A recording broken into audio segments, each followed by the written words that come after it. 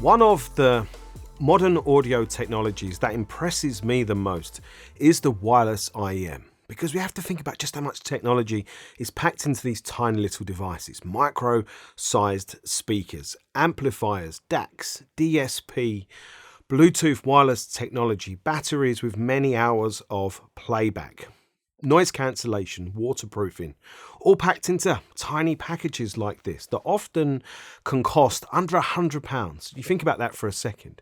And yet there are so many of these devices available for us to buy. I think we often take this technology for granted, but really we shouldn't. But my experiences of wireless IEMs has been very mixed. It's either been an IEM, wireless IEM that's great for fulfilling its features, ultra reliable across everything that it's supposed to do, but the sound quality has been mediocre. Whereas with other solutions I've tried and used and owned, the sound quality is much better, but they've been really very unreliable. I haven't had yet what I think is like a perfect wireless IEM experience. And I can give you a great example with these, the very, very famous Apple AirPods Pro 2. And I actually think these are perfect if you're in the Apple ecosystem, because they're so easy to use, they're so flexible, they auto connect to all of your devices, and they do so much more than that. So I don't think you can get any better in that one regard. And you might think these sound really great, because in some regards they do sound really great, but actually when you compare them, just put this in the case the right way, when you compare them to something like this, the final ZE8000, you really appreciate they don't sound that great actually in a lot of ways, because the final ZE8000 really show you a different way of listening to music, movies, YouTube videos and more.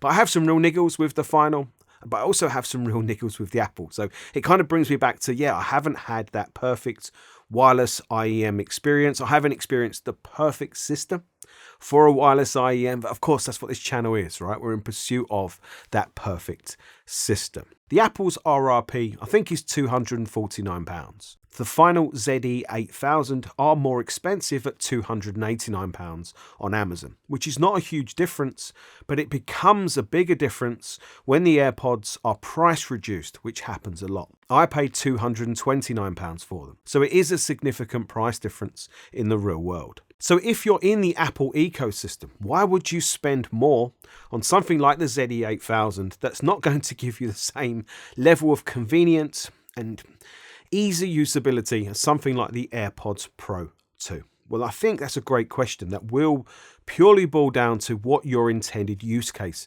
is going to be. Because if all you're thinking of using the AirPods Pro 2 for is, commuting to work, maybe taking in the gym, what you're going to be listening to is mostly podcasts, audio books, some YouTube videos, and maybe a bit of music, well, they're perfect for that. The AirPods Pro 2 are absolutely perfect for that, and they sound great for doing those things. However, if you're going to listen to more music, maybe more YouTube channels and videos, maybe more movies and films, and sound quality is more of a priority to you, then yeah, that's where the ZE8000 are going to come in and show you a completely different way to the AirPods, because the final ZE8000 are the first wireless IEMs that I've listened to that actually sound what I think is very good and almost great.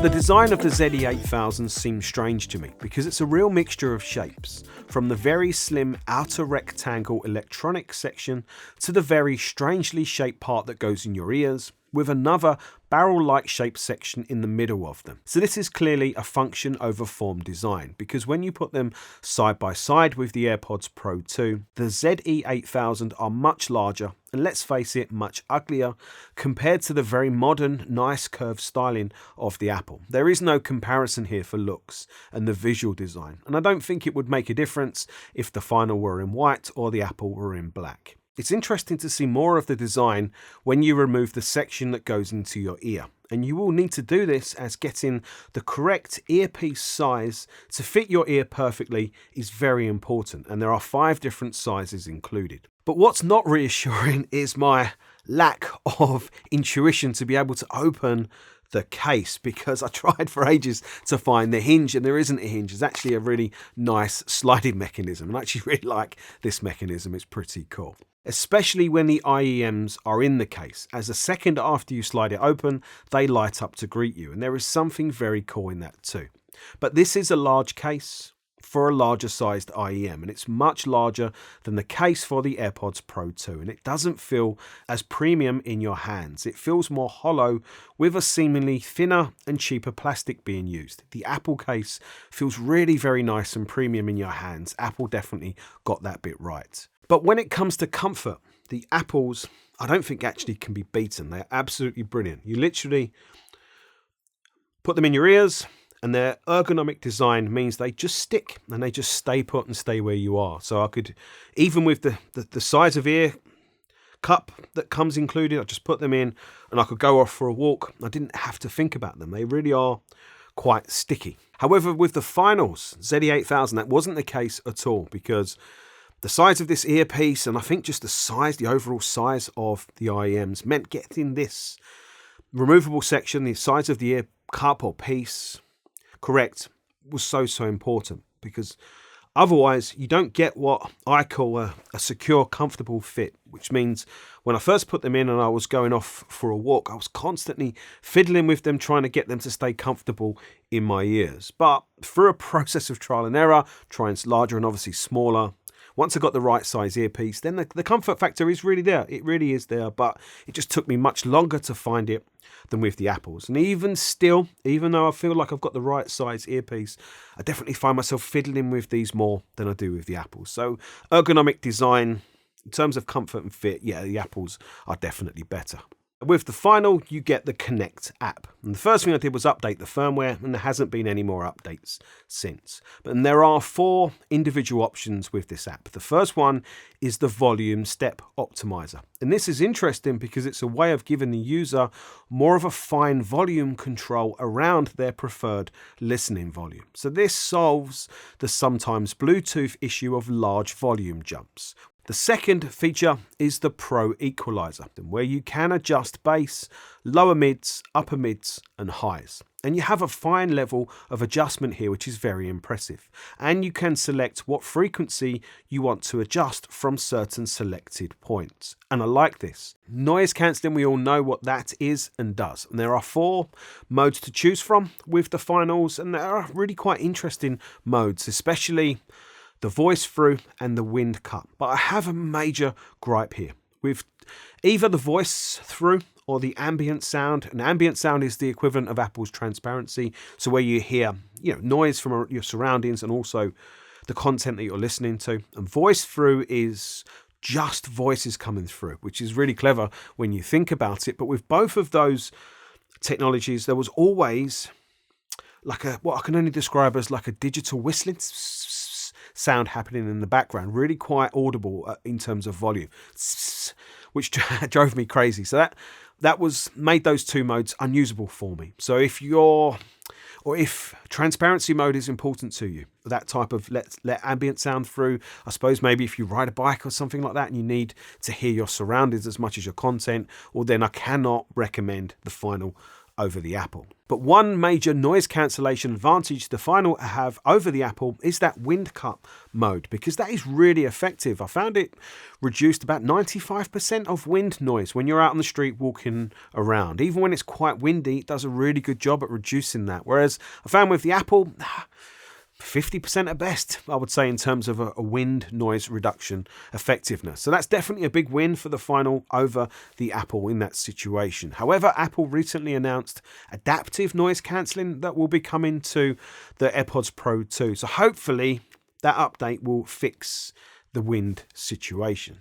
And that just leaves 8K sound, which when I first saw it, I thought it was a marketing strategy based around a buzz for 8K TVs. And then on the final website, that is exactly how they are marketing it. So I'm not the massive fan of that marketing approach or that message, but I suppose they have to explain their best sound processing mode in one way or another. And that is what this is, a sound processing mode. And you can listen with the 8K sound mode turned off. And then the ZE8000 sound good, they sound clear, they sound really quite neutral in their presentation. But being very nitpicky, I found their sound to be a little mechanical, just in terms of the delivery.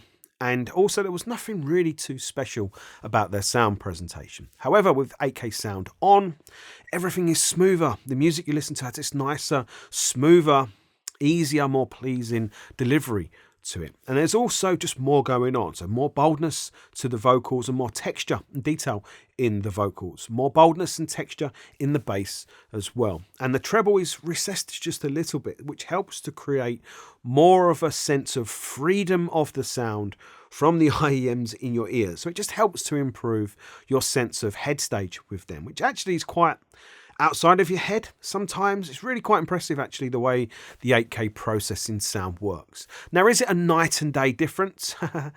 Probably not. However, do I think it was a significant difference or makes a significant improvement? Yes, I do. But would my mum be able to hear a difference?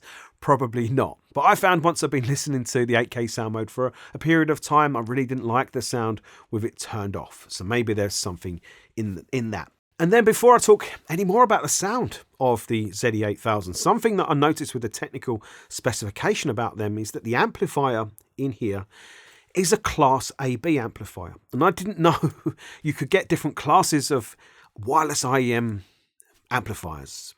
So it's Class AB and not Class D, which maybe has appeal to certain audiophiles, but it definitely, I'm sure, has an influence on the sound, because these wireless IEMs sound very bassful, and they also sound very tonally rich and warm, and that's definitely not something that you say about every wireless IEM. And there is a level of sophistication and refinement to the ZE8000 sound, combined with that fullness and richness that I am not used to from wireless IEMs, because there is a lot of bass, but the bass has good detail, definition and texture. It's definitely not just a boom boom sound. And there is also really nice texture to the vocals and character to the vocals. And then the highs, the higher frequencies, the treble, there is a touch of digital glare there, so it's a little splashy, but it feels like a minor nitpick, with everything else being the way it is. And other minor nitpicks would be the upper bass is a little bloomed, and that means sometimes it can be a little dominating, and that means sometimes vocals can become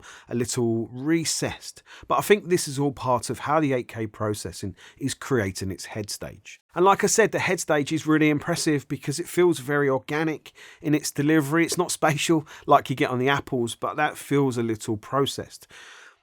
The head stage from the finals just feels organic. Everything's in the right place outside of your head some of the times, and that's really, really impressive when I think about it. But the overall presentation from the final is definitely slightly darker and more of what I would call a deep listen, a pull you into the music type of listen, whereas the Apples are more processed sounding for being clear in the mid-range and treble, so the details come at you a bit more, which I think pushes you away, whereas the finals, it's more of a pull you in type of sound. So I would say that's more sophisticated, more grown up, and I think that will work much better, especially with the fullness of sound and the tone and the character that comes through as part of the music.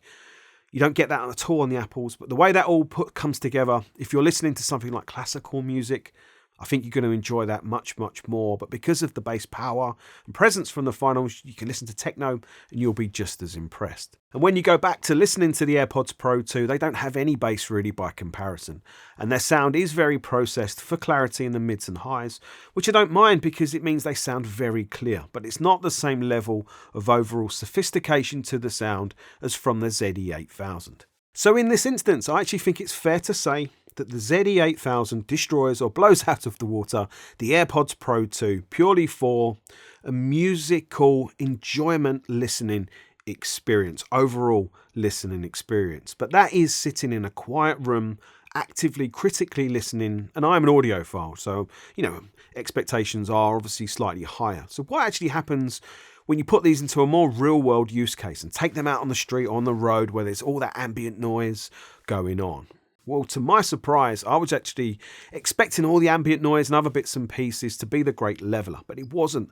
The exact same sound traits came through, whether I was here or out on the street, which I think shows how well the noise cancelling works for both sets of these IEMs. So the finals were still a much more enjoyable listen compared to the Apples for music. But what I was finding with the 8K processing mode, that kind of deep pull you in listen with all its musical subtlety and emotion, a lot of that was being lost, marred, masked under just the ambient noise and being out on the street and the noise of my steps hitting the floor, and obviously my lack of concentration on those specific details of the music because, I'm concentrating on not being run over by a bus. So what I actually found was the darker sound of the 8K sound processing mode was actually working against me because I was needing to concentrate too much on what I was listening to. So I actually turned 8K off, and that meant the sound from the IEMs, the ZE8000, was a bit more neutral. So mid-range was a bit clearer and the treble was a bit more forward and clearer. So it was actually easier to listen to music with the 8K sound off on the street. So in conclusion, I think the main question to ask here is, are the final ZE8000 worth the extra, and should you buy them over the AirPods Pro 2, even if you're in the Apple ecosystem?